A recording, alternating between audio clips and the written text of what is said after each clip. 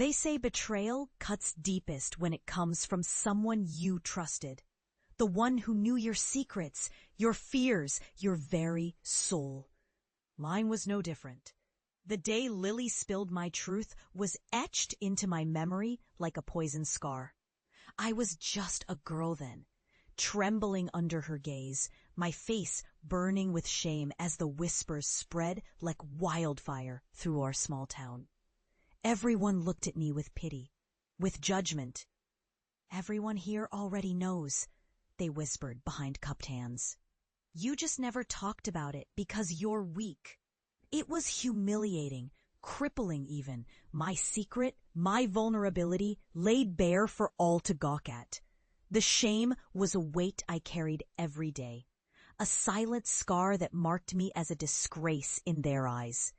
I withdrew into myself, convinced I'd never escape that shadow. My family's words echoed like a curse. "You're a failure. You'll never amount to anything." I believed them. I was broken, cast aside, a ghost of who I once was.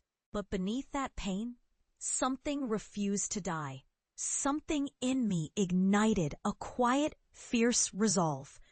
I decided to leave the town that had turned its back on me, to prove that my worth was not defined by their whispers. I poured myself into work, into learning, into becoming better. I was determined to transform that shame into strength. Years passed.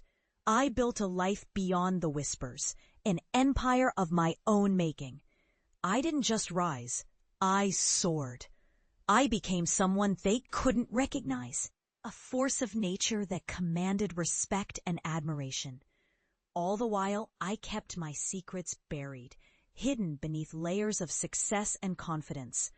I knew that one day I would return, not just to confront the past, but to rewrite the story they believed defined me. The day finally arrived. I stood before my hometown, a different woman, powerful, unbreakable, radiant.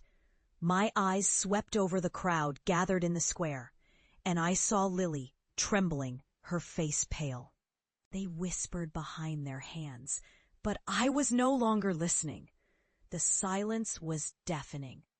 I stepped forward, the weight of years fueling my voice. "You thought I was weak," I said, voice steady but fierce. "You believed my shame was my identity, that I'd never rise above it. But I proved you wrong. I turned my pain into a weapon. I made myself unstoppable." Their eyes widened as I recounted my journey, the betrayals, the humiliation, the silent nights filled with doubt.